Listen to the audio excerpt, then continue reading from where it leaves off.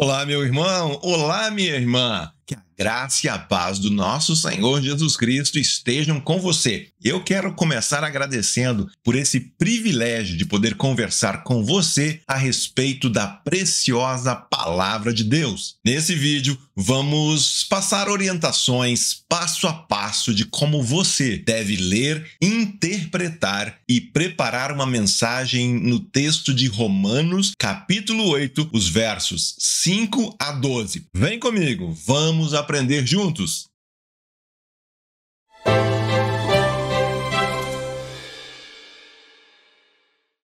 O livro de Romanos é uma palavra preciosa para a igreja. Até mesmo pessoas que não eram cristãs, ao lerem Romanos, se converteram. Homens, por exemplo, como o reformador Martim Lutero. Ele despertou para a verdadeira fé, o verdadeiro evangelho, a partir do estudo, da leitura de Romanos. E para preparar uma boa mensagem bíblica que você pode utilizar na pregação, você pode utilizar num estudo, na EBD, um estudo com um grupo de jovens na tua igreja, um grupo de mulheres. Para te ajudar nessa tarefa, nós vamos passo a passo, 6 passos bem simples para te ajudar a preparar uma mensagem nesse texto. O Espírito Santo de Deus vai despertar e produzir fé no coração das pessoas por meio da pregação da palavra. Mas como crerão se não há quem pregue? Vem comigo e aperfeiçoe o dom que Deus te deu. Você pode seguir esse método que eu vou apresentar aqui para qualquer texto bíblico que você escolher. Vem comigo, vamos começar pelo ponto de partida. De onde nós partiremos quando nós estamos diante do desafio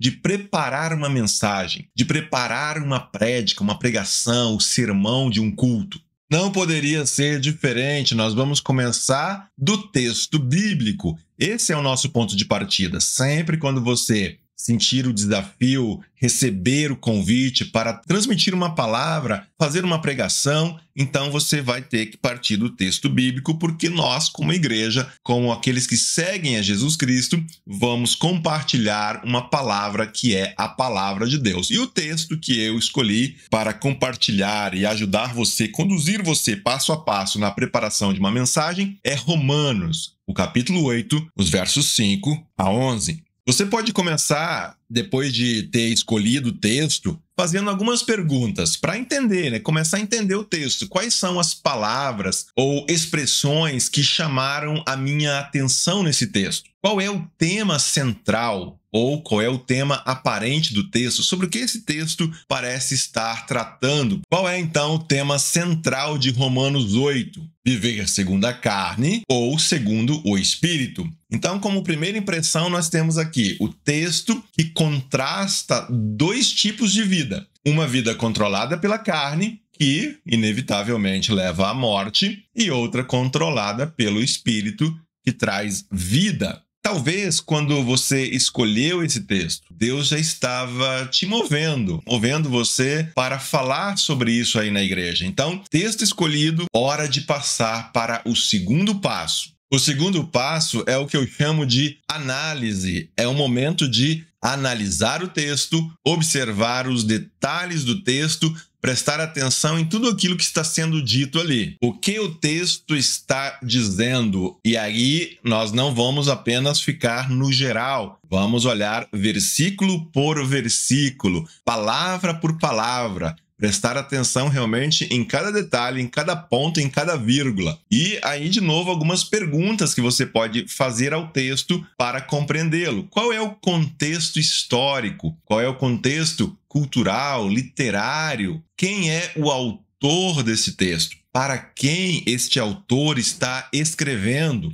Há palavras, conceitos que precisam ser melhor explicados, precisam ser explorados. Eu preciso ir mais a fundo aqui em alguma dessas questões. Existem palavras difíceis que precisam ser compreendidas, que precisam ser realmente explicadas para as pessoas. Outra pergunta importante: há paralelos em outros textos da Bíblia? Quer dizer, Existe algum outro texto, mais de um texto, onde fala do mesmo tema, do mesmo assunto? Esses textos paralelos podem ajudar a trazer luz, trazer uma compreensão maior ao texto que eu estou aqui me debruçando, que eu estou estudando? Existem outros textos bíblicos que parecem tratar do mesmo assunto? E claro, você não pode dispensar ferramentas que existem por aí, muitos recursos para ajudar o pregador. E eu estou falando de comentários bíblicos, concordâncias, estudos de palavras no original, né? Se você tem essa compreensão, grego, hebraico, mapas históricos, existe uma série de recursos de comentários de homens e mulheres que já estudaram esses textos, que publicaram o resultado dos seus estudos, e eles são, sim, muito úteis para nós. Quando falamos de contexto histórico, por exemplo. Paulo escreve essa carta. Então, aqui já fica respondido questão a respeito do autor. É o apóstolo Paulo, e ele está escrevendo para os cristãos que estão em Roma. E, claro, por isso nós estamos falando de uma carta aos romanos. E Paulo está explicando para eles todas as implicações do evangelho. E Paulo faz isso de uma forma magistral, tanto que, como já dissemos no início, Romanos é um dos livros mais lidos e estudados das Escrituras. Outra questão importante quando nós falamos de contexto é o contexto literário. O capítulo 8 é o ápice, é o ponto alto de Romanos. Aqui está sendo apresentado a vitória que os cristãos têm no Espírito Santo. E um outro ponto muito importante quando você está preparando o seu estudo é olhar quais são as palavras principais, as palavras-chave do texto. E nós temos aqui duas palavras que são fundamentais. Uma delas é carne. A carne representa a natureza pecaminosa da pessoa. Para Paulo, para o apóstolo Paulo, carne não significa... Vejam, isso é muito importante para a gente entender corretamente o texto. Para o apóstolo Paulo, carne não significa corpo físico. Carne, para ele, é uma referência ao velho homem, é uma referência à corrupção, ao pecado, tudo aquilo que veio ao mundo a partir da queda e que influencia o ser humano. Então, quando Paulo fala da carne, de estar na carne, é o ser humano entregue a essa velha vida, a essa vida natural, sem Deus, sem fé, sem o Espírito Santo. E, claro, a outra palavra importante aqui, palavra-chave, é Espírito. Refere-se ao Espírito Santo habitando nos crentes. O texto destaca que é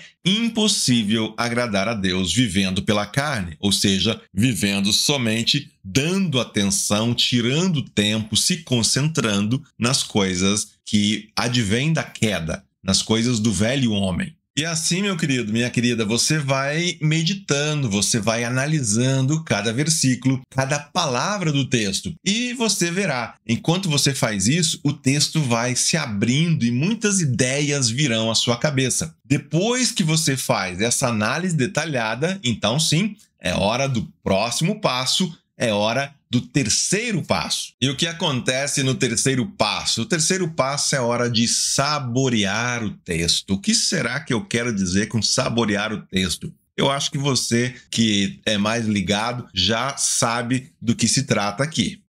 Você vai perguntar qual é a mensagem essencial. Veja, nós já vimos as questões, digamos assim, mais técnicas do texto, significados de palavras, significado de frases, tentamos captar de modo geral a mensagem ali que esse texto está tentando transmitir, mas qual é a mensagem essencial? O que esse texto fala comigo? É isso mesmo, você vai se perguntar, qual é a mensagem essencial? É o momento aqui de parar. De repente você pode até deixar a Bíblia um pouco de lado, fecha ela, porque você já estudou o texto, você já leu, você já releu. Então, para e medita um pouco sobre tudo isso. Pensa a respeito do que você leu, a respeito do que essa palavra está falando com você. Vamos refletir profundamente no texto, na palavra que Deus está trazendo para você e que Deus está desafiando você a partir desse texto, transmitir algo para a igreja. Aqui você internaliza e compreende profundamente o significado do texto, permitindo que ele transforme primeiro o seu coração. É hora de deixar Deus falar a você por meio dessa palavra. Mais uma vez, perguntas são importantes. Você vai se perguntar qual é a mensagem principal do texto, o que Deus está falando comigo por meio desse texto. Quais são as promessas? Quais são as advertências, os mandamentos ou verdades que o texto traz? E uma dica prática aqui para você: leia o texto em oração, meditando versículo por versículo. Pergunte ao Espírito Santo como essa mensagem se aplica à sua vida antes de reparti-la com os outros. Quando a palavra fala ao pregador, a mensagem se torna ainda mais poderosa, pois você vai transmitir essa palavra com muito mais ousadia, coragem, convicção. Você vai transmitir mais autoridade ao falar do texto. Qual é a mensagem essencial aqui? O cristão é chamado a viver segundo o Espírito, desfrutando da vida e paz que ele oferece, e não ser dominado pela carne, que leva à morte e à inimizade com Deus. Depois disso, é hora do próximo passo. É hora de preparar a mensagem que você vai entregar para a igreja. Você já tem o texto, você já tem o seu ponto de partida, você já analisou os detalhes do texto, você já leu, releu, meditou nessa palavra, mas o que realmente você vai, agora, a partir de tudo isso, transmitir lá para a igreja? Aqui nós chegamos ao quarto passo, hora de traduzir tudo isso, colocar tudo isso que você produziu até o momento dentro de um formato por meio do qual você vai comunicar a mensagem para a igreja. E aí tem algumas dicas. Primeiro, faça anotações, escreva suas ideias. Tudo isso ajuda você na organização quando você está preparando uma mensagem para pregar. Muitas vezes alguém pode achar, não, mas eu não posso anotar porque afinal é o Espírito. Para com isso. Nós somos pessoas inteligentes, nós temos criatividade, Deus nos capacita. Tudo isso é para ser colocado a serviço da obra de Deus. E o Espírito Santo, ele vai se somar ao nosso esforço, à nossa iniciativa. Então, sim, utilize os recursos que Deus te deu. Tudo é bênção que nós podemos colocar a serviço do reino de Deus. E aí vem realmente essa pergunta: como transmitir essa mensagem? Esse é o grande desafio. Depois de entender o texto, agora é hora de extrair sua mensagem central e traduzi-la para o público de forma clara e compreensível. O que e como você vai dizer?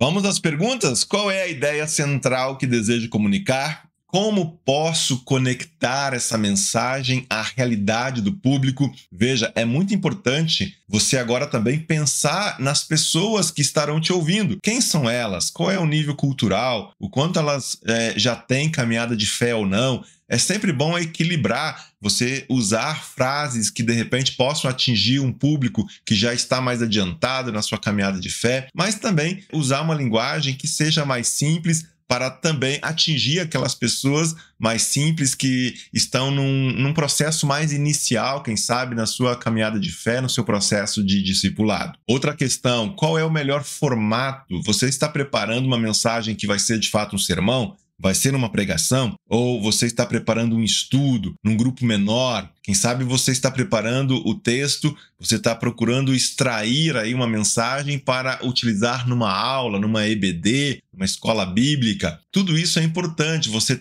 estar consciente para que você possa transmitir a mensagem da melhor maneira. E aí você pode estruturar a sua mensagem dentro daquilo que o próprio texto já revela também como estrutura. Veja, um primeiro ponto importante: o perigo de viver segundo a carne. Você pode explicar para as pessoas o que significa mente da carne. Você pode mostrar para elas as consequências de viver segundo a carne, as consequências de alguém que vive e não dá bola para Cristo, não dá bola para Deus, não dá bola para o Espírito Santo, continua vivendo como vivia a sua velha vida, focando nas coisas que são, como Paulo diz, da carne, que envolve o egoísmo, que leva à morte espiritual, as coisas erradas. E num outro momento você pode falar dos benefícios de viver segundo o Espírito, explicar para as pessoas como o Espírito Santo transforma as nossas vidas. Não deixe de falar desses benefícios. Você pode mostrar evidências, você pode trazer pessoas para darem testemunho, você vai abordar os temas como paz, a obediência a Deus, a vida abundante que vem de uma vida vivida segundo o Espírito de Deus. Inclua testemunho de como você mesmo experimenta isso, como é na tua própria vida. Quando você compartilha em momentos adequados como você enfrenta essa luta, esse dilema entre a carne e o espírito e como você de repente se deu mal, como que vinha fazendo mal para você quando você estava ignorando o espírito, estava se dando a vida na carne e, por outro lado, como que faz bem, como que é prazeroso viver segundo aquilo que Deus tem para nós, segundo o espírito. Ao compartilhar isso, esses exemplos, essas histórias podem ser muito importantes para outras pessoas que estão passando muitas vezes por dilemas também. Pessoas vão se identificar com você, vão perceber que aquilo não acontece só com elas, que é um dilema, que é uma luta de todo cristão. Você pode também usar ilustrações, usar metáforas, fazer comparações, falar aí, por exemplo, de dois caminhos, o caminho da carne, o caminho do espírito. Você pode usar a sua criatividade, a criatividade que Deus te deu, coloque em prática, elabore ideias, elabore ilustrações, faça comparações, traga testemunhos que vão ajudar as pessoas a captarem, a entenderem a mensagem que está sendo ali transmitida. E a gente tem o exemplo de Jesus, Jesus, quantas vezes ele usou parábolas, por exemplo, ele falava às pessoas, às vezes de uma forma mais enigmática, como aconteceu com a mulher no poço de Jacó, como aconteceu, por exemplo, com Nicodemos, que foi procurar Jesus à noite. Ele falou ali de nascer da água e do Espírito, então, ao jovem rico. Então, Jesus tinha abordagens diferentes de acordo com o público. E você pode também fazer uso da sua criatividade, do dom que Deus te deu, daquilo que você já conhece, da sua palavra, para transmitir a mensagem da melhor forma possível. E fica aí a ênfase, Use ilustrações, histórias ou exemplos práticos que ajudem o público a entender e se conectar com a mensagem. E tem ainda um passo que é fundamental em todo esse processo. Você jamais deve se esquecer desse item. Isso mesmo, oração. Vamos orar. Se você acha que a oração aparece só aqui como quinto passo, você se engana. Está aqui sim, nesse quinto passo, mas a oração precisa te acompanhar ao longo de todo o processo de preparação da mensagem. Eu coloquei aqui porque você não vai orar só pela tua preparação, você vai orar também pelas pessoas que vão receber a mensagem. Vamos às perguntas que você pode utilizar aqui também para se preparar nessa questão, nesse aspecto da oração. Já busquei depender de Deus em cada etapa do processo? Já orei pelo público que receberá a mensagem? Tudo isso é fundamental, é importante demais. Orar é buscar a ajuda de ninguém mais, ninguém menos do que o próprio Deus no processo de preparar a nossa mensagem. Outra questão aqui, eu já pedi que o Espírito Santo haja em mim e haja também nos ouvintes? Meu irmão, minha irmã, dedique um tempo para orar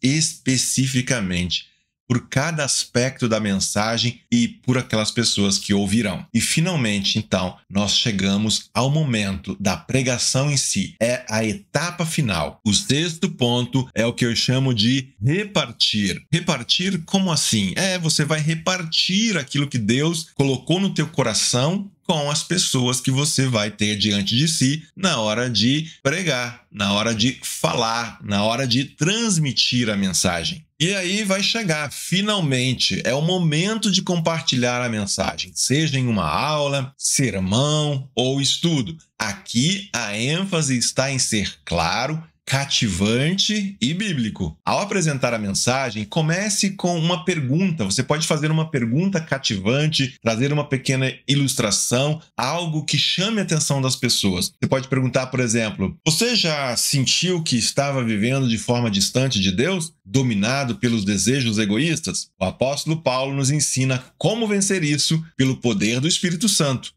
E aí você vai iniciar a pregação, você vai iniciar a mensagem. Uma boa introdução cativa as pessoas e leva elas a prestarem atenção já desde o início. Uma vez que você leu, você estudou, você refletiu no texto bíblico, transmita a mensagem com segurança e autoridade. Fale num tom de voz agradável e que todos possam compreender. Reforce sempre a ideia central dessa mensagem e encoraje os participantes a aplicarem esses princípios em suas vidas, sendo intencionais em suas ações e em suas palavras. A palavra de Deus sempre nos desafia a um processo de mudança, uma tomada de decisão. Depois que você terminou, depois de entregar a mensagem, esteja aberto ao feedback, ore novamente para que Deus frutifique no coração de quem ouviu essa palavra. Se receber elogios, agradeça e dê glórias a Deus. Todo comentário e até mesmo críticas, receba com gratidão e utilize tudo isso para o seu crescimento, para a sua aprendizagem, para que da próxima vez você possa estar ainda melhor. Como conclusão, então, meus queridos, ao chegar ao capítulo 8 da Carta aos Romanos, Paulo expõe aquilo que poderia ser o centro de sua mensagem. E o que seria? É que a lei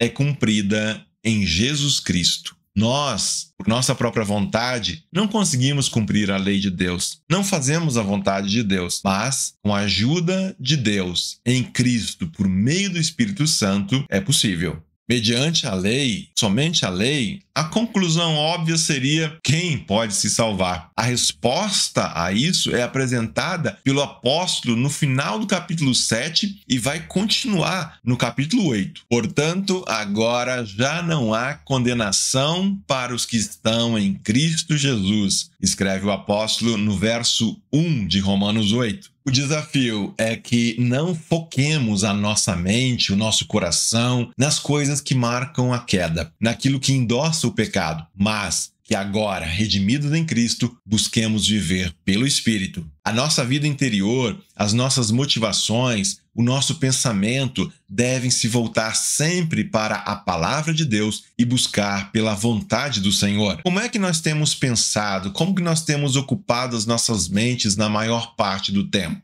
Inveja, fofocas, orgulho, calúnias, ciúmes? Tudo isso são coisas da carne, uma vez que refletem o velho homem caído. Quem se ocupa com isso, se ocupa com coisas destrutivas, com coisas maldosas. É ocupar-se com as coisas da carne. Somente quem busca pelas coisas do Espírito e preenche a sua vida com as coisas de Deus, experimenta a verdadeira vida e desfruta de paz. O último verso de nosso texto é uma conclusão poderosa, uma palavra que aponta para frente, para o futuro, uma palavra que traz esperança. Ela nos direciona para a gloriosa ressurreição dos crentes. Portanto, se Espírito daquele que ressuscitou Jesus dentre os mortos habita em vocês, aquele que ressuscitou Jesus dentre os mortos concederá vida a seus corpos mortais também, mediante o Espírito que habita em vocês. Romanos, capítulo 8, o verso 11. Desejo que o bondoso Deus abençoe ricamente a tua vida e o teu ministério. Não deixe de compartilhar esse conteúdo e abençoar outras pessoas por meio dele. Curta, inscreva-se em nosso canal para que possamos crescer e sermos uma bênção na vida da igreja. Grande abraço para você e tchau!